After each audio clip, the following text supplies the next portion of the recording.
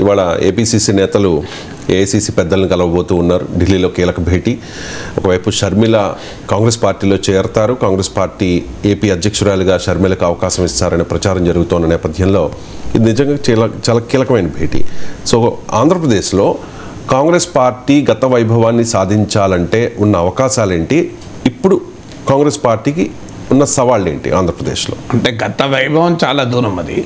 ఎందుకంటే అక్కడ YCP TDP మధ్య ఒక బలమైన పోలరైజేషన్ వచ్చేసింది. అందువల్ల థర్డ్ పొలిటికల్ ఫోర్స్కు ఉండే అవకాశం స్క్వీజ్ అయిపోయింది. అన్లెస్ సంథింగ్ అన్యూజువల్లీ న్యూ, ఒక కొత్త నావెల్ ఐడియాతో వస్తే తప్ప ఆ పోలరైజేషన్ అనేది మూడో ప్లేయర్కి అవకాశం ఉండదు. అయితే చాలామంది పోలరైజేషన్ పేరు చెప్పి మా తప్పేం లేదనుకుంటారు.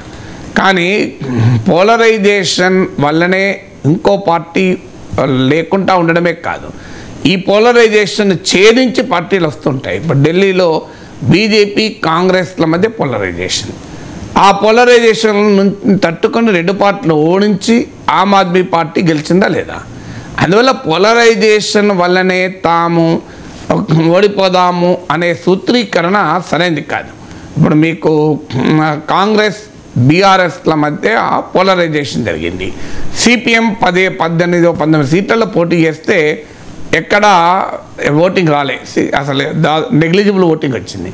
సో వాళ్ళ ఇంటర్ప్రిటేషన్ ఏంటి, కంక్లూజన్, రెండు పార్టీల మధ్య పోలరైజేషన్ అయ్యాం కనుక మాకు అవకాశం లేకుండా పోయింది. అది నిజం, కాదని కూడా లేవు. కానీ అదే సమయంలో ఇంతకన్నా ఎక్కువ పోలరైజేషన్ జరిగిన కాగజ్ నగర్లో రెండు పార్టీలు కాదు, ఆడ బీజేపీ కూడా కలిసి 3 పార్టీల మధ్య పోలరైజేషన్ జరిగింది. అయినా ఆర్ఎస్ ప్రవీణ్ కుమార్కు సిగ్నిఫికెంట్గా ఓటింగ్ వచ్చింది కదా. మరి అక్కడ ఎందుకు వచ్చింది? మీకు కొల్లాపూర్లో ఒక బీఆర్ఎస్ కాంగ్రెస్ల మధ్య తీవ్రమైన పోలరైజేషన్ జరిగింది. అయినా బరలెక్కకు సుమారు 5,000 ఓట్లు వచ్చాయి. ఎట్లొచ్చాయి? సో ఓట్లు అనేది పోలరైజేషన్లో కూడా ఓట్లు తెచ్చుకోవటానికి నీవు ఒక కొత్త ఐడియాతో రావాలి. ఈ ఉదాహరణ, నేను 2021లో ఎమ్మెల్సీగా పోటీ చేశాను. బీఆర్ఎస్ బీజేపీ ఒకరు రాష్ట్రంలో అధికారంలో ఉన్న పార్టీ, ఒకరు దేశంలో అధికారంలో ఉన్న పార్టీ. ఈ పార్టీలతో పాటు కాంగ్రెస్ తరఫున చిన్నారెడ్డి మాజీ మంత్రి, టీడీపీ తరఫున ఎల్ రమణ ఆ పార్టీ రాష్ట్ర అధ్యక్షులు మాజీ మంత్రి పోటీ చేశారు. ఎంత పోలరైజేషన్ మీరు ఆలోచించండి. అయినా నాకు 58,000 ఓట్లు వచ్చాయి.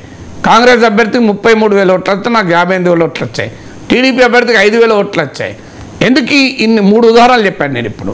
ఈ 3 ఉదాహరణలు 4 ఉదాహరణలు ఆమ్ ఆద్మీ పార్టీతో కలిపితే, అంటే పోలరైజేషన్ అనేది మూడో పార్టీకి స్పేస్ లేకుండా చేస్తుందన్నది నిజం, దాంట్లో ఏం డిస్ప్యూట్ లేదు.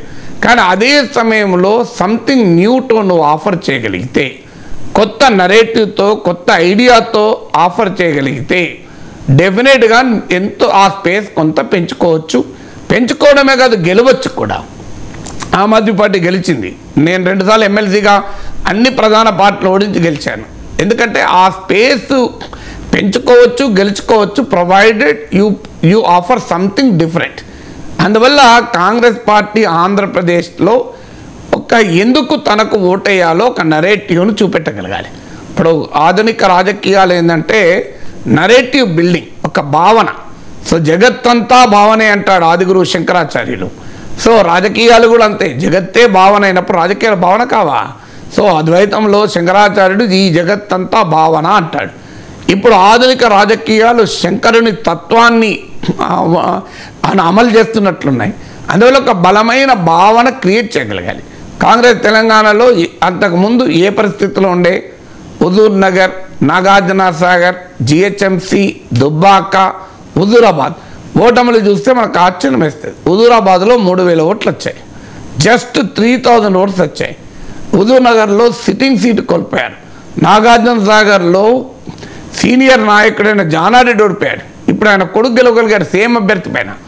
అంటే అంతకుముందు జానారెడ్డి ఉప ఎన్నికల్లో అంత సీనియర్ నాయకుడు, ఓటమి ఎరిగిన నాయకుడు, అనేక ప్రభుత్వాలు ఏదైనా మంత్రిగా ఉన్న చరిత్ర ఉన్న నాయకుడు, ఆయన ఓడిపోయాడు. ఆయన కొడుకు సేమ్ అభ్యర్థిని మళ్ళీ గెలవగలిగాడు. అందువల్ల రాజకీయాలు ఎలా ఉంటాయన్న దానికి ఉదాహరణ ఇది. ఎందుకు ఒక బలమైన భావన, బలమైన ఆలోచన కాంగ్రెస్ క్రియేట్ చేయగలిగింది. సో ఆ ఆలోచన ఆంధ్రప్రదేశ్లో కాంగ్రెస్ పార్టీ ఒక నరేటివ్ను బిల్డ్ చేయగలగాలి. ఎందుకు కంపెలింగ్ నరేటివ్, ఎందుకు ఓటేయాలి? కంపెలింగ్ నరేటివ్ మీ కాగజ్ నగర్లో ఆర్ఎస్ ప్రవీణ్ కుమార్ ఓడిపోయిన ఆ ఓటు ఎందుకు వచ్చింది? ఒక దళిత బహుజన వాదం అనే ఒక నరేటివ్ని బిల్డ్ చేయగలిగాడు. ఆ బిల్డ్ చేయగలిగాడు కనుక ఆ ఓటింగ్ వచ్చింది, లేకపోతే రాదు కదా. ఏం బలమైన పోటీలో కాంగ్రెస్ పార్టీ కూడా ఆ నరేటివ్ను ఆంధ్రప్రదేశ్లో బిల్డ్ చేయగలగాలి. తెలంగాణలో మార్పు కావాలి అనేటువంటి ఒక నరేటివ్ను బిల్డ్ చేయగలిగింది. ఆ నరేటివ్ ఎంత పవర్ఫుల్గా పనిచేసిందంటే కేసీఆర్ పాలన పట్ల సంతృప్తి ఉన్న జనం కూడా కాంగ్రెస్ కొట్టేశాడు. నేను చాలాసార్లు చెప్పాను, నా లోక్నీతి సిఎస్డిఎస్ పోస్ట్ పోల్ స్టడీలో కేసీఆర్ పాలన పట్ల ఫుల్లీ సాటిస్ఫైడ్ అయిన వాళ్ళలో కూడా 11% కాంగ్రెస్ కొట్టేశాను. సమ్వాట్ సాటిస్ఫైడ్, కొంతమేరకు సంతృప్తి ఉంది అన్న వాళ్ళలో 38% కాంగ్రెస్ కొట్టేశారు. మన మామూలు ఓటింగ్ కాదు కదా. అంటే కేసీఆర్ పాలన పట్ల పూర్తి సంతృప్తి ఉన్నా కొంత సంతృప్తి ఉన్న వాళ్ళు కూడా కాంగ్రెస్ కొట్టేశారు. అంటే ఓటర్ ఫ్యాటిక్, అంటే మార్పు కావాలి, కొత్తదనం రావాలి అనే భావనను బిల్డ్ చేయగలిగారు తెలంగాణలో కాంగ్రెస్. ఆంధ్రప్రదేశ్లో కూడా అలాంటి కంపెలింగ్ నరేటివ్ను కాంగ్రెస్ క్రియేట్ చేయగలగాలి. ఆ కంపెలింగ్ నరేటివ్ను జనంలోకి తీసుకెళ్ళగలిగే నాయకుడు కావాలి.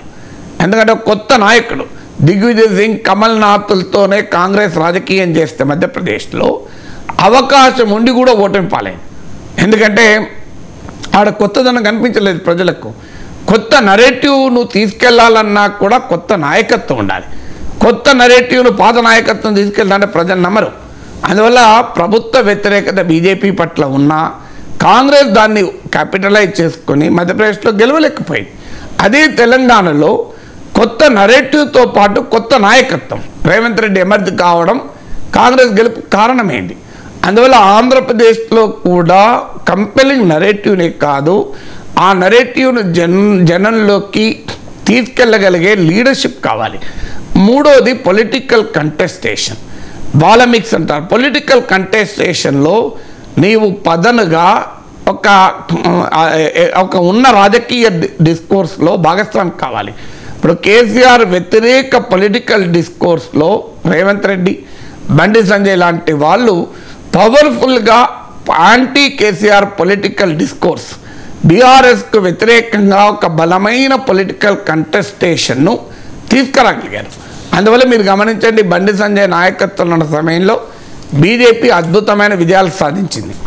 ఎప్పుడైతే బండి సంజయ్ వెళ్ళిపోయాడో, పక్క జరిగిపోయాడో, ఆటోమేటిక్గా రేవంత్ రెడ్డికి ఒక్కడే అయ్యాడు. కేసీఆర్ వ్యతిరేక రాజకీయ కార్యాచరణలో, అంటే యాంటీ కేసీఆర్ పొలిటికల్ కంటెస్టేషన్లో ఒక బలమైన సింబాల్గా రేవంత్ రెడ్డి నిలవగలిగాడు. అందుకే ఆయన ముఖ్యమంత్రి కాగలిగాడు. ఎవరైనా ఊహించారా 10 ఏళ్ల క్రితం కొడంగల్లో 5 ఏళ్ల క్రితం ఆయన ఎమ్మెల్యేగా ఓడిపోయినప్పుడు ఇతను ముఖ్యమంత్రి అవుతాడని ఎవరైనా ఊహించాడా? అందువల్ల అదేదో అదృష్టవశాత్తు వచ్చింది, ఫ్యాక్టర్ ఆఫ్ లక్ అనుకుంటారు. ఫ్యాక్టర్ ఆఫ్ లక్ ఉండదు. ఇట్స్ ఏ పొలిటికల్ కంటెస్టేషన్లో ఆయన ప్రిన్సిపల్ యాంటీ కేసీఆర్ ఫోర్స్గా ముందుకు రావడం ఆయనకు ఉపయోగపడింది, కాంగ్రెస్కు ఉపయోగపడింది. సో ఆంధ్రప్రదేశ్లో కూడా ఆ రకమైన పొలిటికల్ కంటెస్టేషన్ తేగలగాలి. తర్వాత ఒక సిగ్నిఫికెంట్ సోషల్ ఇంజనీరింగ్ చేయగలగాలి. ఆంధ్రప్రదేశ్కి వచ్చేవరకు ఏమవుతుందంటే తెలంగాణ కన్నా ఎక్కువ కూడా కాస్ట్ కన్సాలిడేషన్ చాలా బలమైంది. అంటే పొలిటికల్ పర్ఫార్మెన్స్తో సంబంధం ఉండదు. కొన్ని కులాలకు చెందిన వారు మెజారిటీ అక్కడ టీడీపీకో వైసీపీకో ఓటేస్తారు. నేను చెప్పాల్సిన అవసరం లేదు, అందరికీ తెలుసు ఆ కులాలు ఏంటి అని. So irrespective of the leader, irrespective of the party performance, ఆ పార్టీని తిట్టుకుంటైనా ఆ నాయకుడిని తిట్టుకుంటూ కూడా మళ్ళీ అటే ఓటేస్తారు. సో ఆ రకమైన సోషల్ కన్సాలిడేషన్ను తీసుకొచ్చుకోగలగాలి. ఇప్పుడు తెలంగాణలో కూడా గెలవటానికి కారణం ఏంటి? కాంగ్రెస్ కొన్ని సెక్షన్లలో కాంగ్రెస్ క్లియర్గా సోషల్ షిఫ్ట్ సాధించగలిగింది. ఉదాహరణకు ట్రైబల్ ఓటు ఉంది తెలంగాణలో, అదొక సిగ్నిఫికెంట్ ఓట్, అరౌండ్ 10% పాపులేషన్ ఉంటారు. అందులో లంబాడీలు ఒక సిగ్నిఫికెంట్ ట్రైబల్ గ్రూప్. సో మీరు లంబాడీ తండాలు కాంగ్రెస్ కోట్లేసాయి. నేను ఎలక్షన్ ముందు కూడా చెప్పాను, లంబాడీ తండాలో మామూలుగా లేదు కాంగ్రెస్ వైపు వేవ్ అని. అందువల్ల క్లియర్గా మీరు గమనించండి, ఎస్సీ ఎస్టీ సీట్లలో అత్యధిక సీట్లు కాంగ్రెస్ గెలుచుకోగలిగింది. అలాగే ముస్లిం ఓటర్లో ఒక సిగ్నిఫికెంట్ డెంట్ కొట్టగలిగింది ఎంఐఎం ఉన్నా కూడా. సో ఈ సోషల్ షిఫ్ట్ ఏదో ఒక సామాజిక వర్గాన్ని కాంగ్రెస్ ఆకర్షించగలగాలి. ఇప్పుడు అలాంటిది ఏమీ లేదు అక్కడ. సో అందువల్ల ఇలాంటి ఏదైనా ఒక అంశము అది తీసుకురాగలిగితే అప్పుడు ఏమైనా కాంగ్రెస్ ప్రభావం చూపుతుంది. ఆ ప్రభావము చూపగలిగేటువంటి పరిస్థితులు దానంతరదే రావు. ఎప్పుడు ఎవరో వస్తారని ఏదో చూస్తారని ఎదురు చూసి మోసపోకుమా అని మహాకవి శ్రీశ్రీ రాసిన సినిమా పాట ఉంది. సినిమా పాటల్లో కూడా గొప్ప తాత్విక చింతన ఉంటుంది. అందువల్ల కాంగ్రెస్ పార్టీ ఎవరో వస్తారని ఏదో చేస్తారని ఎదురు చూస్తూ కూర్చుంటే రాదు. దానికో పని చేయగలగాలి. పని చేసినప్పుడు ఏ పార్టీ అయినా రావచ్చు. సో కాంగ్రెస్ పార్టీ అడ్రస్ లేదనుకున్న పార్టీ రాలేదా? అందువల్ల అందుకే శ్రీశ్రీ మరో సినిమా పాట ఉంది, అగాధమగు జలనిధిలో కూడా ఆనిముత్యమున్నదిలే శోకానా మరుగున దాగే సుఖమున్నదిలే అని కాంగ్రెస్ పార్టీ ఆంధ్రప్రదేశ్లో పాడుకుంటే ఆ అగాధపు జలనిధిలో నుంచి కూడా ఆనిముత్యాలు వెతుక్కోగలుగుతుంది. ఆ శోకం నుంచి కూడా సుఖాన్ని అన్వేషించగలుగుతుంది. తెలుగుదేశం పార్టీ డోర్స్ ఓపెన్ చేస్తే వైసీపీ మొత్తం ఖాళీ అవుతుంది అంటూ టీడీపీ నాయకులు చెప్తూ ఉన్నారు సార్ పదే పదే. ఈ మధ్యకాలంలో కొంతమంది సిట్టింగ్లకు అవకాశం ఉండదు అని చెప్పి జగన్మోహన్ రెడ్డి చాలా క్లియర్గా చెప్పేసిన పరిస్థితుల్లో నిజంగా తెలుగుదేశం పార్టీ అవకాశాన్ని టికెట్ల దక్కన వారికి ఇస్తుందా? ఆ స్కోప్ ఉంటుందా? నిజంగా తెలుగుదేశం పార్టీ తలుపులు తెరిస్తే ఏం జరగబోతోంది? ఇప్పుడు అచ్చెన్నాయుడు ఏ పార్టీ అధ్యక్షుడు అండి? టీడీపీ రాష్ట్ర అధ్యక్షుడు. మరి తలుపులు తెరిస్తే బెటర్ కదా, ఎందుకు తెరిస్తలేడు? ఎవడో తలుపులు తెరిస్తే వైసీపీ ఖాళీ అయ్యేటట్టుంటే ఎందుకు మూసుకొని కూర్చున్నాడు? లేదు సగం డోర్ ఎందుకు మూసారు? సో ముందటి రోజు తలుపులు వెనక రోజు తలుపులు తెరవచ్చు కదా. తలుపులు తెరిస్తే వైసీపీ ఖాళీ అయ్యే ఒక సువర్ణ అవకాశాన్ని తెలుగుదేశం పార్టీ ఎందుకు వదులుకుంటుందో కూడా అచ్చెన్నాయుడు చెప్పాలి. తలుపులు తెరిస్తే వైసీపీ ఖాళీ తెరవండి. ఎవరొద్దన్నారు? ఎవరైనా వద్దన్నారు? ఎవరు ఆపారు? వచ్చి జగన్మోహన్ రెడ్డి ఏమైనా పోలీసులను పెట్టి తలుపులు ముగించేశాడా? లేదు కదా, తలుపులు తెరవచ్చు కదా, ఇబ్బంది ఏమున్నది? 2019 ఎన్నికలకు ముందు కూడా తలుపులు తెరిచారు, మీకు గుర్తే ఉండుంటుంది. తలుపులు తెరిస్తేనే కదా 23 మంది వైసీపీ ఎమ్మెల్యేలు టీడీపీలో చేరారు. అలా తలుపులు తెరిస్తే లోపలికి వచ్చిన వారు 23 మందిలో 5 మంత్రులు కూడా చేశారు కదా. ఏం జరిగింది? అక్కడ కట్ చేస్తే ఎన్నికల్లో 23 సీట్లు వచ్చాయి. అంటే తలుపులు తెరిచి 23 మందిని వైసీపీ ఎమ్మెల్యేలు తీసుకుంటే చివరకు టీడీపీకి మిగిలింది 23 మంది ఎమ్మెల్యే. వచ్చిన 23 మంది కూడా ఓడిపోయారు. అంటే మరి తలుపులు తెరిస్తే ఏమైందో చూసాం కదా. తలుపులు తెరవచ్చు కదా, తెరిస్తే కూడా ఏమవుతుందో కూడా చూస్తాం. అందువల్ల తలుపులు తెరవడానికి అభ్యంతరం ఏంటి? తెరిస్తే ఇకపోతే వైసీపీలోనే గెలవగలిగిన మెటీరియల్ ఉంటే వైసీపీ ఎందుకు వదులుకుంటుంది? అంత అమాయక పార్టీనా వైసీపీ? 151 సీట్లు గెలుచుకున్న రాజకీయ పార్టీ ఆ మాత్రం ఊహం లేకుండా తనకు గెలుపుకు ఉపయోగపడే వాళ్ళని వదులుకుంటుందా? కామన్ సెన్స్ చెప్పండి. గెలుపు గుర్రాలను వదులుకుంటారా ఎవరైనా? ఎవరు వదులుకోరు? ఐప్యాక్, పీప్యాక్, గీప్యాక్లన్నీ రోజు చేసే పనేది. అందువల్ల కొందరి ఎమ్మెల్యేల విషయంలో అంచనాలు తప్పు ఉండొచ్చు, నేను ఒప్పుకుంటాను. అందరి విషయంలోనూ అంచనా కరెక్ట్గా జగన్ చేస్తాడని నేను అన్నాను. జగన్ కానీ చంద్రబాబు నాయుడు కానీ కొంతమంది దాంట్లో తప్పులు జరుగుతూ ఉండొచ్చు. కానీ బాగా పనికొస్తారు, ఎన్నికల్లో గెలుస్తారన్న ఏ నాయకుడిని ఏ పార్టీ వదులుకోదు. అందువల్ల వాళ్ళకి ఎందుకు వైసీపీ తలుపులు తెరిచి పొమ్మంటుంది? వాళ్ళకి తెలియదా అక్కడ పక్కన టీడీపీ ఉంది, తలుపులు తెరిసే ఉంచుతుంది అని తెలియదా? అయినా కూడా తలుపులు తెరిచి మీకు అవసరం లేదని బయట తోసేస్తుంది. ఎందుకు తోసేస్తుంది? లేదు నీకు తలుపులు దోసేమో, నువ్వు ఇక్కడే ఉంటే అడ్జస్ట్ కమ్మంటుంది. అడ్జస్ట్ కాకపోతే ఇంకోటి ఎగ్జిట్ డోర్ ఉన్నది అక్కడ పొమ్మంటుంది. ఎందుకంటుంది అంటే ఎప్పుడు కూడా ఒక పార్టీ రిజెక్ట్ చేస్తే మరో పార్టీకి వాళ్ళు ఉపయోగపడతారనుకుంటే పొరపాటు.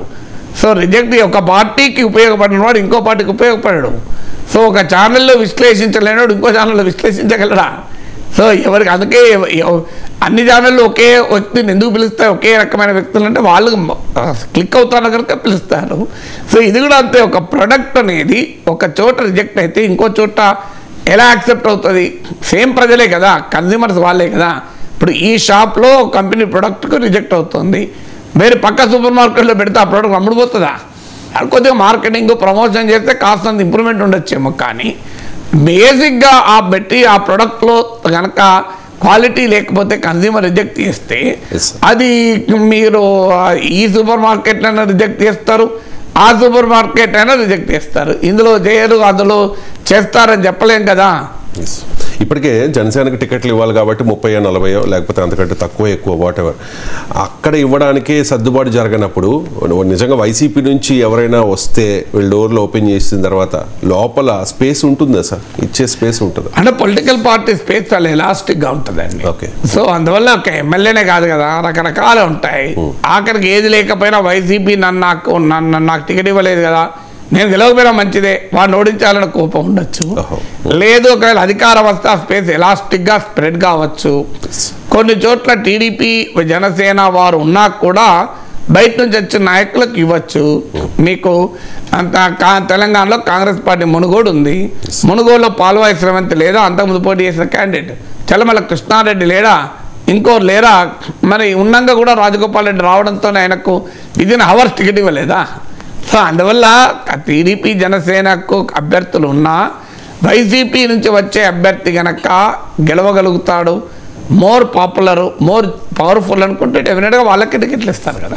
సార్, వ్యూహం సినిమా రిలీజ్పై స్టే ఇవ్వలేం, తెలంగాణ హైకోర్టు స్పష్టీకరణ. సార్, టీడీపీ అధినేత చంద్రబాబు హక్కులకు పరువుకు నష్టం కలిగించేలా దర్శకుడు రామ్ గోపాల్ వర్మ ఈ సినిమా తీశారు కాబట్టి దీని మీద స్టే ఇవ్వండి అని చెప్పి నారా లోకేష్ అప్పీల్ చేశారు. ఆ తర్వాత కొన్ని హీరింగ్స్ తర్వాత రీసెంట్గా వచ్చిన ఇదేంటంటే స్టే ఇవ్వలేము అని చెప్పేసి. ఇప్పటికే వ్యూహం శపథం నెక్స్ట్ రాబోతోంది సార్. అంతకుముందు చాలా సినిమాలు తీశారు, మనందరికీ తెలుసు. సో ఈ సినిమాల ప్రభావం ఎన్నికల్ని ఎంత, అంటే ఇటువంటి సినిమాలు ఎన్నికల్ని ఎంతవరకు ప్రభావం చేయగలవు చూపించగలరు? ఇక సినిమాలే ఎన్నికల ఫలితాలు డిసైడ్ చేస్తుంటే రాజకీయ పార్టీలు సభలు పెట్టవు, సినిమాలు తీస్తున్నాయి. స్టూడియో బయట బహిరంగ సభలు పెట్టారు. అన్నపూర్ణ స్టూడియోస్, రామానాయుడు స్టూడియోస్లో ఉంటారు పార్టీలు. అంటే ఎందుకు బయటకు వెళ్తారు? లేదా రామోజీ ఫిలిం సిటీలో ఉంటారు, బయటకే రారు కదా, సినిమాలు తీసుకుంటూ కూర్చుంటారు కదా. సినిమాలే ఎన్నికల్ని ప్రభావితం చేసేటట్టుంటే రాజకీయాలు ఇలా ఎందుకుంటాయి? అందువల్ల అంటే సినిమా కూడా అప్పుడు ఒక టీవీలో వార్త రావడం, ఒక పత్రికల్లో అనుకూల వార్త రావడం, సోషల్ మీడియా డిజిటల్ మీడియాలో ఒక పవర్ఫుల్ ప్రజెన్స్ చూపడం, ఇవన్నీ ఏ రకంగానైతే ఒక మెసేజ్ను తీసుకెళ్లే మీడియము, అలాగే సినిమాకు కూడా ఒక మీడియం. సో చాలామందికి ఒక రాంగ్ అండర్స్టాండింగ్ ఉంటుంది. సినిమా అనేవరకే సెన్సార్షిప్, సినిమా అనేవరకే అట్లెందుకు చెప్పారు అని. ఇప్పుడు సినిమాలో వ్యూహం సినిమాలో టీడీపీకి పరువుకు, చంద్రబాబు నాయుడు పరువుకు నష్టం కలిగించే అంశాలు ఉన్నాయంటే మీరు అది సాక్షి టీవీ పెట్టండి, చంద్రబాబు నాయుడు పరువుకు నష్టం కలిగించేవి రోజు వందల వార్తలు, డిస్కషన్స్, డిబేట్స్ ఉన్నాయా? మీరు ఏబిఎన్ టీవీ5 పెట్టండి, జగన్మోహన్ రెడ్డికి పరువుకు నష్టం కలిగించేదిగా వాళ్ళు భావించే, నేను భావించేది కాదు, ఎవరైనా వాళ్ళు భావించేవి ఉండవా? రోజు చర్చ పెట్టడం లేదా? ప్రతిరోజు సేమ్ విశ్లేషకులు వాళ్ళే ఉంటారు, ఓ 4-5 ఉంటారు. సో సాక్షిలైనా మీకు ఏబిఎన్ టీవీ5లైనా వాళ్ళు అనడం లేదా? మరి అవన్నీ పరువుకు నష్టం కలిగిస్తాయా అనుకున్నప్పుడు వాటి నిషేధాన్ని ఎవరు అడగరు కదా. అడిగినా మనం అంగీకరించాం కదా. ఒకవేళ అలా టీవీలపై నిషేధం అంటే మొదలు వ్యతిరేకించాను నేనే. మరి టీవీ డిబేట్లలో రాజకీయంగా ఒకరిపైన ఒకరు పరువుకు నష్టం కలిగించే రీతిలో చాలా మాట్లాడుకుంటున్నప్పుడు సినిమాలో చూపెడితేనే పరువుకు నష్టం కలిగించి ప్రపంచం మునిగిపోతుందని ఎందుకు అనుకుంటున్నారు? సో ప్రెస్ కాన్ఫరెన్స్లో తిట్టుకోవడం లేదా? అతి భయంకరంగా తిట్టుకుంటున్నారు, బహిరంగ సభల్లో అనడం లేదా? ఇప్పుడు ఉదాహరణకు చంద్రబాబు నాయుడు, పవన్ కళ్యాణ్, దత్తపుత్రుడు పవన్ కళ్యాణ్ అని ప్రతి మీటింగ్లో జగన్ అంటున్నాడా లేడా? ఆయన మరి దత్తపుత్రుడు అన్నప్పుడు పవన్ కళ్యాణ్ పరువుకు నష్టం కలుగుతుంది కదా. కానీ లోకేష్, చంద్రబాబు నాయుడు రోజు ముఖ్యమంత్రి జగన్మోహన్ రెడ్డి సైకో అని అంటలేరా? సైకో అంటే పరువుకు నష్టం జరగదు నాకు చెప్పండి. సైకో అంటే పరువు పెరుగుతుందా? జగన్మోహన్ రెడ్డి సైకో అనుడితోనే ఆయన పరువు విపరీతంగా పెరిగిపోతుందా చెప్పండి? మరి పరువుకు నష్టం కాదా అని చెప్పి బహిరంగ సభల్లో నువ్వు సైకో అన్నావు కనుక బహిరంగ సభలను నిషేధించాలి అనేవాడనంటే అంగీకరిస్తామా? అందువల్ల పొలిటికల్గా ఒకరిపైన ఒకరు పత్రికల్లో రాసుకుంటున్నారు, టీవీ ఛానల్లో మాట్లాడుకుంటున్నారు, బహిరంగ సభల్లో మాట్లాడుకుంటున్నారు, డిజిటల్ అండ్ సోషల్ మీడియాలో మాట్లాడుకుంటున్నారు. ఒక్క సినిమా మీడియానే ఎక్సెప్షన్ అని అంటే రామ్ గోపాల్ లాంటి వాళ్ళు ప్రశ్నిస్తున్నారు. అయ్యా ఇది కూడా ఒక క్రియేటివ్ వర్క్. మీరు ఒక పేపర్లో వార్త రాసినట్టు, ఓ టీవీలో డిబేట్ నడిపినట్టు, ఓ బహిరంగ సభలో ఉపన్యాసం ఇచ్చినట్టు, ఇది సోషల్ మీడియాలో పోస్ట్ పెట్టినట్టు ఇది ఒక సినిమా కూడా ఒక క్రియేటివ్ ఎక్స్ప్రెషన్. నా అభిప్రాయాలు నేను చెప్తున్నా. అది ఇవన్నీ కానప్పుడు పరువు నష్టం అదెందుకు అవుతుంది అనేది సినిమా వల్ల వాదన. అది రామ్ గోపాలంలో ఎవరైనా ఆ వాదనలో న్యాయం ఉందా లేదా మీరే చెప్పండి. అంటే ఒకవేళ ప్రభావం చూపుతుంది, పరువు నష్టం కలుగుతుంది అని అనుకుంటే అది సినిమా అయినా, ఒక టీవీ డిబేట్ అయినా, ఒక పత్రికల్లో వచ్చే వార్తలైనా, ఒక సోషల్ మీడియా పోస్టులైనా, బహిరంగ సభలో చేసే ఉపన్యాసాలైనా అన్నీ కూడా పరువుకు నష్టం కలిగించేవి. కానీ సినిమా ఒక్కదాన్నే ఎందుకు టార్గెట్ చేస్తున్నారో అని, అంటే మీరు సినిమా ప్రభావం సమాజం పైన చాలా ఎక్కువ ఉంటుంది అని అనుకుంటున్నారు. అందువల్ల కానీ ఎప్పుడు కూడా గుర్తుంచుకోండి, సినిమా కానీ మీడియా కానీ సమాజాన్ని శాసించలేదు. సమాజంలో ప్రభావాన్ని, ప్రజాభిప్రాయాన్ని ప్రభావితం చేస్తూ ఉంటుంది. కానీ ప్రజాభిప్రాయమే వ్యతిరేకంగా ఉంటే మీడియా సృష్టించదు. మీడియా డిటర్మినిజం థియరీ కరెక్ట్ కాదు. మీడియా మ్యానుఫ్యాక్చర్స్ కన్సెంట్, డౌట్ లేదు. నామ్ చామ్స్కీ అనే స్కాలర్ అంటాడు, మ్యానుఫ్యాక్చర్స్ కన్సెంట్ అంటే ఒక అభిప్రాయాన్ని, సానుకూల అభిప్రాయాన్ని ఉత్పత్తి చేస్తూ ఉంటుంది మీడియా. అది సినిమా చేస్తుంది, టీవీ చేస్తుంది, పేపర్ చేస్తుంది, సోషల్ మీడియా చేస్తుంది, డిజిటల్ మీడియా చేస్తుంది. కానీ ఒక ప్రజాభిప్రాయాన్ని ఉత్పత్తి చేస్తూ ఉంటుంది. కానీ బలమైన ప్రజాభిప్రాయాన్ని మీడియానే మారుస్తుంది. అంటే మీడియా డిటర్మినిజం అంటారు, అది నిజం కాదు. అలా మీడియా మొత్తం వ్యతిరేకించిన గెలిచిన పార్టీలు ఉన్నాయి, గెలిచిన నేతలు ఉన్నాయి. అందువల్ల మీడియాలోనే వస్తే మీడియానే ఎన్నికలు ప్రభావితం చేస్తాయి అనుకుంటే పొరపాటు. ఎన్నికల్లో ప్రజల అభిప్రాయాన్ని ప్రభావితం చేయడంలో మీడియా ఒక బలమైన సాధనం. ఈ సాధనాలపైన ఎవరికీ గుత్తాధిపత్యం లేదు. Thanks to social media evolution ఎవరికీ గుత్తాధిపత్యం లేదు. ఎందుకంటే ఎవరైనా తమకు అనుకూలమైన నెరేటివ్ని బిల్డ్ చేయొచ్చు. అందులో రామ్ గోపాల్ వర్మ అందరికీ తెలుసు, జగన్మోహన్ రెడ్డికి అనుకూలంగా ఆయన అభిప్రాయాలు వ్యక్తం చేస్తూ ఉంటాడు. చంద్రబాబు నాయుడు, పవన్ కళ్యాణ్లకు వ్యతిరేకంగా అభిప్రాయాలు చెప్తుంటాడు. ఆయన తటస్థంగా ఉన్న వ్యక్తి కాదు. తటస్థంగా లేని వ్యక్తి చేసేది ఆ పార్టీకి అనుకూలంగానే ఉంటుంది కదా. ఆ పార్టీకి అనుకూలంగానే ఉన్నప్పుడు వ్యూహం చూసినటువంటి ప్రేక్షకులు ఆల్రెడీ ఒక అభిప్రాయంతో ఉన్నవారేవారు. ఆ అభిప్రాయంతో ఉన్నవారు ఆ వ్యూహం చూసి ఇంకెక్కువగా ఆ అభిప్రాయానికి బదులవుతారు. కానీ న్యూట్రల్ వ్యక్తులు ఎంతమందిని ప్రభావితం చేస్తుంది అనేది అనుమానాస్పదమే. అయినా వ్యూహంలో ఉండే కథనాలు అన్నీ రాజకీయ క్షేత్రంలో, పొలిటికల్ డొమైన్లో, పబ్లిక్ డొమైన్లో ఆల్రెడీ ఉన్నాయి. రామ్ గోపాల్ వర్మ ఏమి కొత్తగా సృష్టిస్తలేడని ఆయనే చెప్పాడు. ఇది అందువల్ల పొలిటికల్ డొమైన్లో, పబ్లిక్ డొమైన్లో ఆల్రెడీ ఉన్న అంశాలను కూర్చి ఆయన సినిమా తీశాడు. దాన్ని ఇగ్నోర్ చేస్తే తెలుగుదేశానికి ఎక్కువ లాభం. ఇప్పుడు దానిపైన హైకోర్టుకి వెళ్ళి ఒక రకంగా రామ్ గోపాల్ వర్మ తీసిన వ్యూహన్ సినిమా ప్రమోషన్కు లోకేష్ హైకోర్టుకి వెళ్ళడం ఉపయోగపడింది. So Ram Gopal Varma should be thankful to Lokesh. అందువల్ల వ్యూహానికి ప్రత్యేకంగా ఆడియో రిలీజ్ ఫంక్షన్ అవసరం లేదు. ఆ వ్యూహం వస్తుందని కూడా ఎవరికి తెలియదు. లోకేష్ మాత్రమే కాదు సార్, ఏమన్నా లోకేష్ ఒక్కడే కానీ చెప్పారు. తెలుగుదేశం పార్టీ శ్రేణులు కూడా వెళ్ళి ధర్నాలు చేశాయి. సో అందువల్ల తెలుగుదేశం పార్టీ వ్యూహానికి మంచి పబ్లిసిటీ ఇచ్చింది, శపథానికి కూడా పబ్లిసిటీ ఇస్తుంది. దానికి రామ్ గోపాల్ వర్మ కృతజ్ఞుడై ఉండాలి. ప్రధాని మోదీతో సీఎం రేవంత్ రెడ్డి తొలిసారి భేటీ అయ్యారు. తెలంగాణను ఆదుకోండి, విభజన హామీలు నెరవేర్చండి అని రిక్వెస్ట్ డిమాండ్ వాట్ ఎవర్ చేశారు. ఇప్పుడు తెలంగాణకు కేంద్రం ఏం చేయాల్సిన అవసరం ఉంది? 2014 నుంచి ముఖ్యమంత్రి ఎప్పుడు కలిసినా రిప్రజెంటేషన్లు ఇచ్చారు. మంత్రులు ఎప్పుడు కలిసినా కేంద్ర ప్రభుత్వానికి అనేక రిప్రజెంటేషన్ ఇచ్చారు. అంతకుముందు 2014 తర్వాత 2018 ఎన్నికలకు ముందు కూడా, తర్వాత కూడా ఇలా అనేక సందర్భాల్లో ఇచ్చిన రిప్రజెంటేషన్లే. ప్రభుత్వాలే కాదు, బీజేపీ రాష్ట్ర నాయకులు కూడా మా మంత్రులకు ఇచ్చినటువంటి విజ్ఞాపనలు ఉన్నాయి.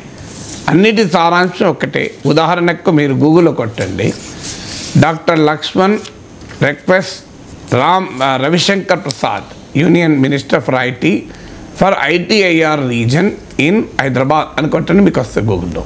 అంటే అర్థం ఏంటి? ఆనాటి కేంద్ర ఇన్ఫర్మేషన్ టెక్నాలజీ మంత్రి అయిన రవిశంకర్ ప్రసాద్కు అప్పటి భారతీయ జనతా పార్టీ అప్పటి రాష్ట్ర అధ్యక్షుడైన డాక్టర్ లక్ష్మణ్ ఇచ్చిన రిప్రజెంటేషన్ ఇన్ఫర్మేషన్ టెక్నాలజీ ఇన్వెస్ట్మెంట్ రీజన్ను గ్రౌండ్ చేయండి అని. ఈ ఐటీఐఆర్ ప్రాజెక్ట్ను యూపీఏ ప్రభుత్వం హైదరాబాద్కు శాంక్షన్ చేసింది. కొన్ని లక్షల కోట్ల పెట్టుబడులతో హైదరాబాద్ చుట్టూ ఒక అద్భుతమైన ఐటీ నగరం ఏర్పాటుకు ఉద్దేశించిన ప్రాజెక్టు. దీనికి ల్యాండ్ ప్రెషర్ అని చెప్పి ప్రస్తుత ప్రభుత్వం రద్దు చేసింది. కారణం ఏంటంటే భారతీయ జనతా పార్టీ బలంగా ఉన్న బెంగళూరుకు కూడా ఈ ప్రాజెక్ట్ శాంక్షన్ అయింది. బెంగళూరుకు ల్యాండ్ ప్రెషర్ ఉంది. మనందరికీ తెలుసు బెంగళూరు జాగ్రఫీ వేరు, హైదరాబాద్ జాగ్రఫీ వేరు. బెంగళూరుకు ల్యాండ్ ప్రెషర్ ఉన్నమాట నిజం. ఎందుకంటే ఇది ఆ నగరం చుట్టూ ఐటీ కంపెనీలు, సోషల్ ఇన్ఫ్రాస్ట్రక్చర్లు, commercial infrastructure, housing, marketing, entertainment, ఇలా అనేక రకాల ఒక కొత్త సిటీల నిర్మాణం అవుతుంది. సో బెంగళూరులో ల్యాండ్ లేదన్నమాట నిజం. హైదరాబాదుకు కొరతే లేదు. హైదరాబాద్ యొక్క ప్రత్యేకత ఏంటంటే జాగ్రఫీ. మీరు ఇటు నుంచి ఆలంపూర్, కర్నూలు మధ్యలో ఉన్న బ్రిడ్జ్ వరకు వెళ్ళచ్చు, ఇంకోవైపు కోదాడ వరకు వెళ్ళచ్చు, ఇంకోవైపు ఆదిలాబాద్, యోత్మల్ జిల్లాల బార్డర్ వరకు వెళ్ళచ్చు. అంటే తెలంగాణ దశ దిశలా విస్తరించడానికి హైదరాబాద్ మహానగరానికి అవకాశం ఉంది. రకంగా అది హైదరాబాద్కు ఉన్న ప్రత్యేకత అది. సో హైదరాబాద్కి ఎక్కడా ల్యాండ్ ప్రెషర్ లేదు. కానీ బెంగళూరుకి ఇవ్వదలుచుకోలేదు కనుక, బెంగళూరుకి ఇవ్వకుండా హైదరాబాద్కి ఇవ్వడం పొలిటికల్గా వారికి ఇష్టం లేదు కనుక ఇవ్వలేదు. ఇంతకు మించి వేరే రీజన్ లేదు. ఏమన్నారు, దానికి సమానమైంది, అందుకు ప్రత్యామ్నాయమైన ప్రాజెక్ట్ ఇస్తామని మొదటి చెప్పారు. ఇప్పటి వరకు ఇవ్వలేదు. ఇది ఒక ఉదాహరణ కదా. కేంద్ర ప్రభుత్వం హైదరాబాద్కు, తెలంగాణకు చేసిన అన్యాయానికి ఇది ఒక ఉదాహరణ. ఎందుకంటే నేను ఎవరిదో అడిగింది చెప్పడం లేదు. బీజేపీ రాష్ట్ర అధ్యక్షులుగా ఉన్న సమయంలో డాక్టర్ లక్ష్మణ్ ఇచ్చినటువంటి రిప్రజెంటేషన్ని ఎందుకు రద్దు చేశారు? పోనీ ఐటీఐఆర్ రద్దు చేసి అంతకన్నా గొప్ప ఐటీ ప్రాజెక్టు హైదరాబాద్కు ఏమిచ్చారో చెప్పండి. ఇది అన్యాయం కాదా? హైదరాబాద్ నగరానికి జరిగింది. రెండు, మీరు ఇండియన్ ఇన్స్టిట్యూట్ ఆఫ్ మేనేజ్మెంట్ అనేక రాష్ట్రాల్లోని అనేక రాష్ట్రాల్లో పెట్టారు. చిన్న చిన్న నగరాల్లో కూడా ఐఏఎం పెట్టారు. హైదరాబాదు ప్రపంచంలో ఉన్న, దేశంలో ఉన్న టాప్ కంపెనీస్ అన్నీ హైదరాబాద్లో ఉన్నాయి. మీకు గూగుల్, యాపిల్, అమెజాన్, మీకు ఇన్ఫోసిస్, ఇలా ఒక్కటి కాదు, మీకు భారతదేశంలో ఉన్న టాప్ కంపెనీ ఏదైనా తీసుకోండి, వరల్డ్లో ఉన్న టాప్ కంపెనీ తీసుకోండి, మనకు హైదరాబాద్లో ఉంటుంది. కానీ హైదరాబాద్కు Indian Institute of Management IIM ఇప్పటి వరకు శాంక్షన్ కాలే. ఇక్కడ ఐఏఎం పెట్టకపోయినా మంచిదే. బండి సంజయ్ రిప్రజెంట్ చేస్తున్న కరీంనగర్లో IIIT అడిగారు, ఇప్పటివరకు దిక్కులేదు. మీకు విభజన చట్టంలో బయ్యారంలో స్టీల్ ప్లాంట్ పెడతామన్నారు. ఇప్పుడు ఏమంటున్నారు? అది ఫీజిబుల్ కాదు అంటున్నారు. ఫీజిబుల్ కాదు అనేది, గుజరాత్లో స్టీల్ ప్లాంట్ పెట్టడానికి ఫీజిబిలిటీస్ ఉంటాయి, హైదరాబాద్లో బయ్యారంలో ఫీజిబుల్ కాదా? బయ్యారంలో దొరికే ఇనుప ఖనిజం నాణ్యత లేకపోతే, ఛత్తీస్గఢ్ తెలంగాణకు బార్డర్ స్టేట్, ఛత్తీస్గఢ్లో పుష్కలంగా నిక్షేపాలు ఉన్నాయి, మీకు ఇనుప ఖనిజం, అక్కడ నుంచి ఇచ్చి ఇక్కడ స్టీల్ ప్లాంట్ పెట్టకూడదా? పోనీ స్టీల్ ప్లాంట్ పెట్టడానికి ఫీజిబుల్ కాదు, దానికి సరిసమానమైన మరో ఇండస్ట్రియల్ ప్రాజెక్టు కేటాయించవచ్చు కదా, ఇచ్చారా? తర్వాత రాష్ట్రంలో సాధారణంగా ఒక రాష్ట్రానికి ఒక నీటిపారుదల ప్రాజెక్టుకు జాతీయ హోదా ఇస్తారు నార్మల్గా. తెలంగాణకు కూడా ఒక నీటిపారుదల ప్రాజెక్టు జాతీయ హోదా ఇవ్వండి అని ఎప్పటి నుంచో తెలంగాణ ప్రభుత్వం అడుగుతోంది. ఇంతవరకు దిక్కులేదు. కానీ విచిత్రం ఏంటంటే, పాలమూరు రంగారెడ్డి ఎత్తిపోతల పథకానికి జాతీయ హోదా ఇవ్వమని తెలంగాణ అడుగుతుంటే, పాలమూరుకు రంగారెడ్డికి నీళ్లు ఆపే అప్పర్ తుంగ ప్రాజెక్ట్, ఎగువలో కర్ణాటకలో ఉండే ప్రాజెక్ట్, అది అక్రమంగా నీళ్లు వాడుతోందని మనం రోషయ్య గారు ముఖ్యమంత్రిగా ఉన్నప్పుడు నా గుర్తు ఒక రిప్రజెంటేషన్ అప్పుడు ప్రైమ్ మినిస్టర్కి ఇచ్చారు అఖిలపక్షం వెళ్ళి. అంటే ఇలా ఎగువన నీళ్లు అక్రమంగా వాడడం వల్ల మా మహబూబ్ నగర్ జిల్లాను దెబ్బతింటోంది అని ఆ ప్రాజెక్టుకు నీళ్లను కేటాయిస్తూ దానికి జాతీయ హోదా ఇచ్చారు. అంటే కర్ణాటక కోమో ఎగువన జాతీయ హోదా ఇచ్చి దిగువన తెలంగాణకు నిధులు రాకుండా చేసిన మాట నిజం కాదా? దీనికి ఆన్సర్ చెప్పాలి కదా. తర్వాత డిఫెన్స్ సెక్టార్, తెలంగాణలో defence research and development organisation DRDO, Bharat dynamics limited, ordnance factory ఎద్దుమైలారంలో మెదక్ జిల్లాలో, ఇలా డిఫెన్స్ సెక్టార్కి సంబంధించినటువంటి ఒక పెద్ద ఇన్ఫ్రాస్ట్రక్చర్ మీకు ఉంది. అగ్ని క్షిపణికి సంబంధించిన అనేక రకాల ఇన్పుట్స్ తెలంగాణలో ప్రొడ్యూస్ అయ్యాయి, హైదరాబాద్లో ప్రొడ్యూస్ అయ్యాయి. అలాగే మీకు చంద్రయాన్లో వాడే అనేక ఇన్పుట్స్ కూడా హైదరాబాద్లో ప్రొడ్యూస్ అయ్యాయి. స్పేస్ స్టార్టప్స్ కూడా హైదరాబాద్లో ఉన్నాయి.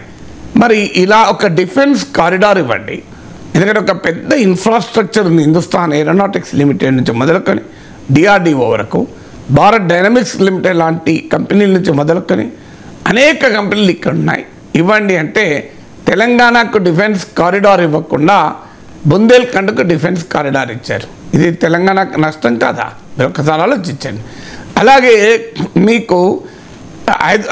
మీకు తెలంగాణకు కావలసినటువంటి ఎయిర్పోర్ట్లు, అలాగే తెలంగాణకు ఒక్క నవోదయ విద్యాలయం ఇవ్వలేదు. లాస్ట్ ఎలక్షన్స్లో బీఆర్ఎస్ అనేక సార్లు చెప్పింది, ఒక్క మెడికల్ కాలేజ్ ఇవ్వలేదు, ఒక్క నవోదయ విద్యాలయం ఇవ్వలేదు తెలంగాణకు అని. అందువల్ల ఇలా విభజన చట్టంలో చెప్పినవి రాలేదు, తెలంగాణ అడుగుతున్నది కూడా రాలేదు. కాజీపేట్ కోచ్ ఫ్యాక్టరీ దాన్ని తెలంగాణకి ఇవ్వకుండా గుజరాత్లో పెట్టారు. హైదరాబాద్లో ఇంటర్నేషనల్ ఆర్బిట్రేషన్ ట్రిబ్యునల్ పెడితే దీనికి సహకరించకుండా వెళ్ళి గిఫ్ట్ సిటీలో ఇంకోటి పెట్టారు. హైదరాబాద్లో వరల్డ్ హెల్త్ సెంటర్ ఆయుష్ కేంద్రం రాబోతోంది అని కేంద్ర మంత్రి ప్రకటించిన తర్వాత దాన్ని తీసుకెళ్లి గుజరాత్లోని జామ్నగర్లో పెట్టారు. సో ఇలా ఉదాహరణలు చెప్పుకుంటూ పోతే మనకు చాలా దొరుకుతాయి. అందువల్ల తెలంగాణ పొలిటికల్ మ్యాప్లో బీజేపీకి ప్రాధాన్యత లేకపోవడం వల్ల నష్టపోయింది. నేను అనేది ఏంటి, ఇప్పుడు ప్రాధాన్యత కూడా వచ్చింది. మీకు 14% ఓట్లు వచ్చాయి, 1 నుంచి 8 సీట్లు వచ్చాయి, 4 ఎంపీ సీట్లు వచ్చాయి. ఎందుకు ఇప్పుడు తెలంగాణ పట్ల వివక్ష ఉండాలి? ఆంధ్రప్రదేశ్ పట్ల వివక్ష ఉంది, అది మనం ఇంకో సందర్భంలో అనేక సందర్భాల్లో మాట్లాడుకున్నాం, మరో సందర్భంలో మాట్లాడతాం. నేను తెలంగాణ ఆంధ్రాకు పోలిక అవసరం లేదు, కానీ ఇన్ని రకాల ఉదాహరణలు మీకు చెప్తున్నాను. ఇవన్నీ కూడా విభజన చట్టంలో చెప్పింది, తెలంగాణ బీజేపీ నాయకత్వం అడిగింది, మీకు విభజన సందర్భంగా వచ్చిన హామీలు, తెలంగాణకు న్యాయబద్ధంగా రావాల్సినటువంటి ప్రాజెక్టులు ఇవన్నీ. ఇవి రాలేదు కనుక ప్రతి ప్రభుత్వం అడుగుతోంది. గత ముఖ్యమంత్రి అడిగారు, ఇప్పటి ముఖ్యమంత్రి అడిగారు, ఎవరైనా అడగాల్సిందే, ఇవ్వాల్సిన బాధ్యత ఉంది. కానీ డబుల్ ఇంజన్ సర్కార్ వస్తే తెలంగాణ డెవలప్ అవుతుంది అని ఎన్నికల్లో చెప్పారు. అందువల్ల డబుల్ ఇంజన్ సర్కార్ రాలేదు కనుక మేము ఇవ్వమంటారా ఫెడరల్ వ్యవస్థలో? సో ఫెడరల్ వ్యవస్థలో డబుల్ ఇంజన్ అనేది ఉండదు, అది యాంటీ కాన్స్టిట్యూషనల్. ఫెడరల్ వ్యవస్థ యొక్క లక్షణమే భారత రాజ్యాంగ స్వభావమే ఏ ఇంజన్ ఆ ఇంజనే, కేంద్ర ఇంజన్ కేంద్రమే, రాష్ట్రం ఇంజన్ రాష్ట్రం ఇంజనే, స్థానిక సంస్థల ఇంజన్ స్థానిక సంస్థల ఇంజనే. ఇవన్నీ ఒకే ఇంజన్ కావాలన్నది రాజ్యాంగ స్ఫూర్తికి విరుద్ధం. అందువల్ల ఇప్పటికైనా తెలంగాణ భారతదేశంలో అంతర్భాగం. తెలంగాణ ఇది ప్రోగ్రెసివ్ స్టేట్. తెలంగాణ అనేది భారతదేశానికి ఒక సిగ్నిఫికెంట్ కంట్రిబ్యూటర్. 2.9% ఉన్న తెలంగాణ జనాభాలో వాటా 4.8% భారతదేశ జీడిపికి 4.8% కంట్రిబ్యూట్ చేస్తుంది. భారతదేశంలో సిక్కిం, ఢిల్లీ తర్వాత అత్యధిక తలసరి ఆదాయం ఉన్న రాష్ట్రం. సొంత పన్నుల ద్వారా ఆ ఆదాయాన్ని ఎక్కువ సమీకరిస్తున్న దేశం. అభివృద్ధి రేట్లో కూడా దేశ సగటు కన్నా మెరుగ్గా ఉన్న దేశం. దేశంలో సగటు తలసరి ఆదాయం 96,000 ఉంటే తెలంగాణలో 3,12,000 ఉంది. అందువల్ల ఒక ప్రోగ్రెసివ్ స్టేట్ను మనం పనిష్ చేస్తామా, ఎంకరేజ్ చేస్తామా? మీకు మంచి మార్కులు వచ్చిన బిడ్డకు ఏదో ఒక గిఫ్ట్ కొనిస్తారు తల్లిదండ్రులకు, కానీ నువ్వు మంచి మార్కులు వచ్చాయి కదా నిన్ను శిక్షిస్తానని అంటే అది అంగీకరించబడుతుందా? పర్ఫార్మెన్స్ షుడ్ బి రివార్డెడా లేదా? తెలంగాణ ఎకానమీ ఇది బూమింగ్ ఎకానమీ. తెలంగాణ ఎకానమీ పెరగడం భారతదేశ ఎకానమీకి కూడా అవసరం. ఉత్తరప్రదేశ్, బీహార్ లాంటి, మధ్యప్రదేశ్, రాజస్థాన్ లాంటి వెనుకబడిన రాష్ట్రాలను పోషించాలన్నా తెలంగాణ ఎకానమీ పెరగాలి. ఎందుకంటే మనం రూపాయి ఇండియా కంట్రిబ్యూట్ చేస్తే మనం రూపాయి కన్నా తక్కువ తీసుకుంటాం. ఉత్తరప్రదేశ్ ఇలాంటి రాష్ట్రాలు ఇచ్చేది తక్కువ, తీసుకునేది ఎక్కువ. మనం ఇచ్చేది ఎక్కువ, తీసుకునేది తక్కువ. అందువల్ల ఇచ్చే వాళ్ళను కూడా కేంద్రం ఆలోచిస్తేనే తెలంగాణ కూడా మరింత డెవలప్ అయి ఉత్తరప్రదేశ్ లాంటి రాష్ట్రాలు పోషించగలుగుతుంది. లేకపోతే ఎవరు పోషించాలి? యూపీని వాళ్ళ స్వయం పోషకత్వం కాదు. మీరు నార్త్ ఇండియన్ స్టేట్స్ చాలా రాష్ట్రాలు సెల్ఫ్ సఫిషియెంట్ కాదు అది. So south Indian states contribute చేస్తే ఆ రాష్ట్రాలు పోషించబడతాయి. పోషించాలి కూడా, తప్పని కూడా నేను అంటలేను, దేశం అంతా ఒకటే. కానీ if you don't reward progressive economies then అది దేశానికి కూడా నష్టం, తెలంగాణకే కాదు. ఇవాళ చాలా ప్రతిష్టాత్మకమైన సింగరేణి గుర్తింపు సంఘం ఎన్నికలు జరగబోతూ ఉన్నాయి సార్. ఆల్రెడీ పోలింగ్ స్టార్ట్ అయింది. 2012 నుంచి చాలా ప్రతిష్టాత్మకంగా రాజకీయ పార్టీలు తీసుకున్నాయి. ఈసారి కూడా హోరాహోరీ పోరు ఉండే అవకాశం ఉంది. ఇక్కడ అనూహ్యంగా ఈ ఎన్నికల్లో మద్దతు తెలంగాణ అసెంబ్లీ ఎన్నికల్లో మద్దతు ఇచ్చుకున్న రెండు పార్టీలు సిపిఐ, కాంగ్రెస్ ఇప్పుడు విడివిడిగా పోటీ చేస్తూ ఉన్నాయి. సిపిఐ అనుబంధ సంస్థ ఏఐటియుసికి, బీఆర్ఎస్ అనుబంధ సంస్థ టీబీజీకేఎస్ మద్దతు ఇస్తుంది. ఇక్కడ ఎలా చూడండి, మద్దతు ఇస్తే ఎవరైనా తీసుకుంటారు కదా, అదంటారా? ఎలక్షన్స్లో ఎవరు మద్దతు ఇచ్చినా తీసుకుంటారు. అందువల్ల ఏఐటియుసికి వేరే వాళ్ళు ఇంకో సంఘం మద్దతు ఇస్తుంటే ఏఐటిసి ఎందుకు అదంటుంది. కానీ ఇంట్రెస్టింగ్ అంశం ఏంటంటే, మీకు రాజకీయాలతో సంబంధం లేకుండా ఏఐటియుసి, ఐఎన్టీయూసీ లాంటి కార్మిక సంఘాలు సింగరేణిలో చాలా కాలంగా పనిచేస్తున్నాయి. మరీ ముఖ్యంగా ఏఐటియుసి. నేను ఆ ప్రాంతం నుంచి వచ్చిన వాడిని. బెల్లంపల్లి 20 ఏళ్ళు ఉన్నాను. మందమరిలో 10వ తరగతి దాకా చదువుకున్నాను. నేను స్టూడెంట్గా, చైల్డ్గా ఉన్న సమయంలో కూడా ఏఐటియుసి ఇది డామినెంట్ ట్రేడ్ యూనియన్. అక్కడ ఏఐటియుసి నాయకత్వంలో జరిగిన అనేక ట్రేడ్ యూనియన్ పోరాటాల ఫలితంగానే మాకు సింగరేణి స్కూళ్ళు వచ్చాయి. నేను ఆ సింగరేణి స్కూల్లో మొదటి బ్యాచ్ ప్రొడక్ట్. నేను అంత బ్రహ్మాండమైన స్కూల్ ఉండేది మాకు. సో ఆ రోజుల్లో అందరూ పోస్ట్ గ్రాడ్యుయేట్ టీచర్లు ఉండేవాళ్ళు. సో అలాగే మంచి ఆసుపత్రులు వచ్చాయి. మా అక్క పిల్లలు అందరూ అక్కడే డెలివరీ అయ్యారు. అందువల్ల అక్కడ నాకు సింగరేణి హాస్పిటల్స్ కూడా తెలుసు. సింగరేణి ప్రజలకు అనేక హక్కులు సాధించడంలో సింగరేణిలో ట్రేడ్ యూనియన్ మూవ్మెంట్ ఒక సిగ్నిఫికెంట్ విజయాలు సాధించింది. అంటే సింగరేణి సృష్టిస్తున్న అద్భుత సంపదలో శ్రమజీవులకు వాటా కల్పించడంలో సింగరేణి కార్మికోద్యమ పాత్ర చాలా విశిష్టమైనది. నేను ప్రత్యక్ష సాక్షిని. ఆ కార్మికోద్యమానికి నాయకత్వం వహించింది all India trade union Congress, AITC, CPI అనుబంధ కార్మిక సంఘం. అందువల్ల మా నియోజకవర్గంలో చాలా అనేక సార్లు సిపిఐ గెలిచింది కూడా ఏఐటిసి బలం ప్రాతిపదికగా. సో అందువల్ల ఆ ప్రాంతంలో ప్రజల జీవన ప్రమాణాలు పెరగటానికి సింగరేణి కార్మిక సంస్థ కేవలం బొగ్గు ఉత్పత్తి చేసి లాభాలు సంపాదించడమే కాదు, ఆ లాభాలలో శ్రమజీవుల వాటా ఉంటుంది. సింగరేణి నిర్మాణానికి బొగ్గెత్తిన కూలీల కార్మికులు ఎవరు అన్న రీతిన అక్కడ సిగ్నిఫికెంట్ కంట్రిబ్యూషన్ చేసింది. కానీ తెలంగాణ బొగ్గు గని కార్మిక సంఘం ఏంటంటే, తెలంగాణ ఉద్యమ సెంటిమెంట్ ఆధారంగా ప్రారంభమై తెలంగాణలో అధికారంలోకి బీఆర్ఎస్ రావడం వల్ల అధికార అండను చూసుకొని తెలంగాణలో సింగరేణిలో డామినేట్ చేసింది. ఎప్పుడైతే అధికారం కోల్పోయిందో, ఎప్పుడైతే సెంటిమెంట్ ప్రధాన అంశంగా లేదో, మనం బీఆర్ఎస్ అనుబంధ తెలంగాణ బొగ్గు గని కార్మిక సంఘం బలహీనపడింది. సో దానికి ఉదాహరణ మొదట్లో అసలు పోటీ చేయమన్నారు. దాంతో ఆ సంఘానికి సంబంధించినటువంటి నాయకులు, మాజీ ఎమ్మెల్సీ వెంకట్రావు, రాజిరెడ్డి ఇలాంటి వాళ్ళు రాజీనామా చేశారని వార్తలు కూడా వచ్చాయి. ఆ తర్వాత మళ్ళీ బొగ్గు గని కార్మిక సంఘ గౌరవ అధ్యక్షురాలైన కవిత మళ్ళీ పోటీ చేస్తామని అనౌన్స్ చేశారు. మళ్ళీ వాళ్ళ పత్రికల్లో చూసింది వాళ్ళు పోటీ చేయడం లేదు. చివరి నిమిషంలో ఐఎన్టీయూసీని ఓడించడానికి ఏఐటీయూసీకి మద్దతు ఇవ్వాలని నిర్ణయించారు అని.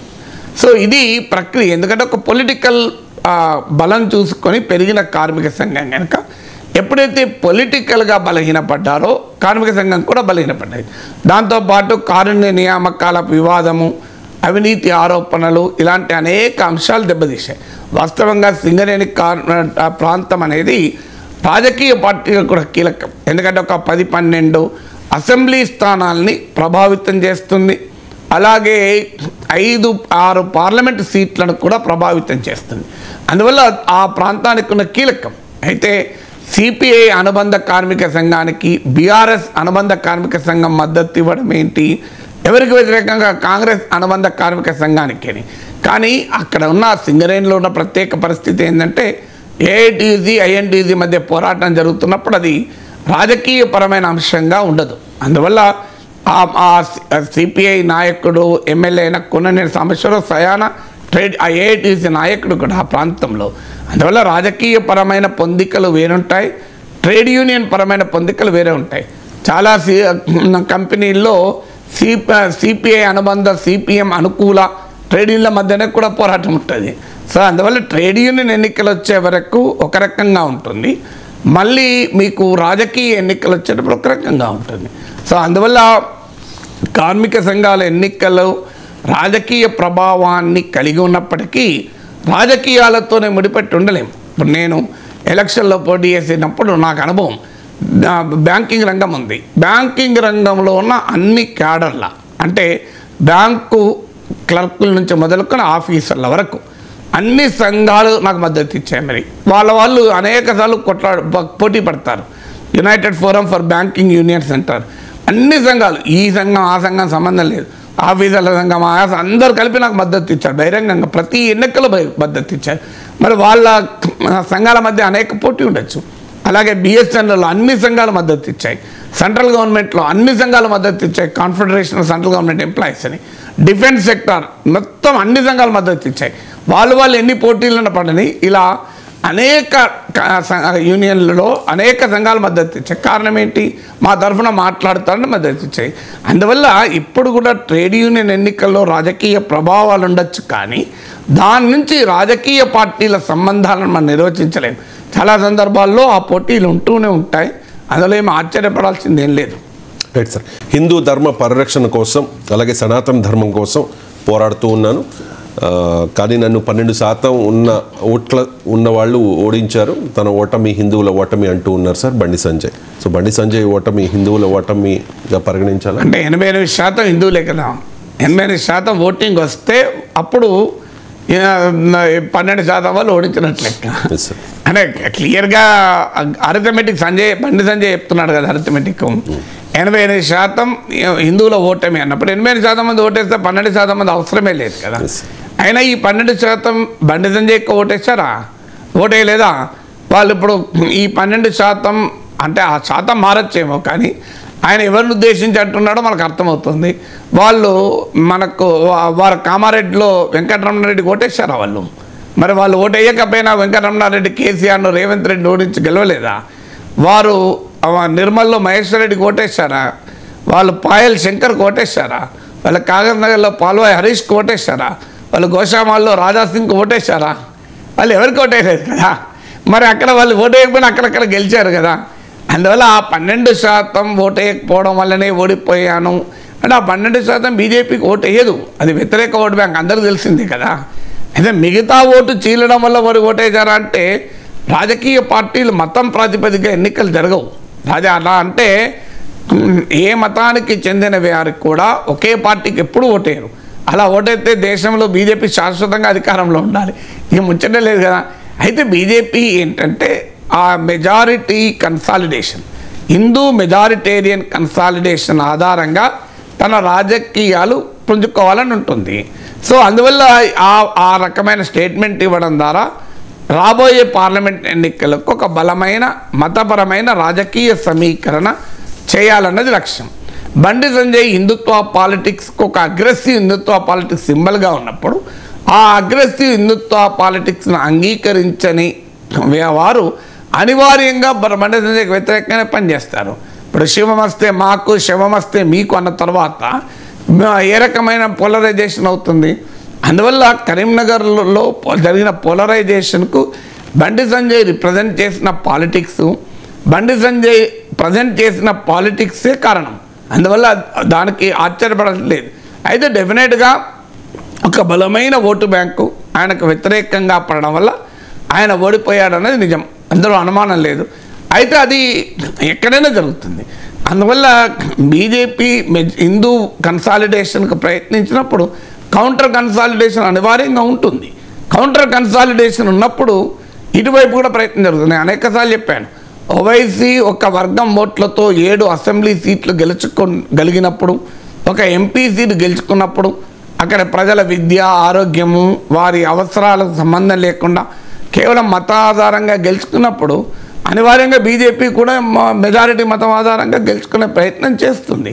అందువల్ల ఇటు హిందూ అయినా అటు ముస్లిం అయినా ఏ మతానికి సంబంధించిన రాజకీయమైన బొమ్మ బొరుసు లాంటివి ఒకటి మరొకటిని డెవలప్ చేస్తూనే ఉంటుంది. అందులో భాగమే బండి సంజయ్ స్టేట్మెంటు. అందువల్ల అయితే హిందువులందరికీ ఉపయోగపడే పని బీజేపీ చేస్తుంది. ఇలా పెట్రోల్ డీజిల్ ఛార్జీలు తగ్గించండి, 88% లాభపడేది హిందువులే కదా, మరి తగ్గించండి. లేదు మీరు పాలమూరు రంగారెడ్డి ఎత్తిపోతల పథకం జాతీయ హోదా ఇవ్వండి, ఆ నీళ్లు తాగే వాళ్ళలో 88% హిందువులే కదా, మీరు బయ్యారం స్టీల్ ప్లాంట్ పెట్టండి, అందులో ఉపాధి వచ్చేది 88% హిందువులకే కదా, మీకేం ప్రాబ్లం లేదు కదా, సంతోషమే కదా. మీరు ఐఏఎం ఇవ్వండి, లేదు కరీంనగర్లో IIIT పెట్టండి, దానివల్ల 88% లాభపడేది హిందువులే కదా. మీరు హిందువుల కొరకే చేయండి, ఎందుకు చేయడం లేదు? ఇవన్నీ కాజీపేటలో కోచ్ ఫ్యాక్టరీ పెట్టండి, దానివల్ల లాభపడేది 88% హిందువులే కదా. మరి చేయండి, ఎందుకు చేయడం లేదు? దీనికి ఆన్సర్ ఉండాలి కదా.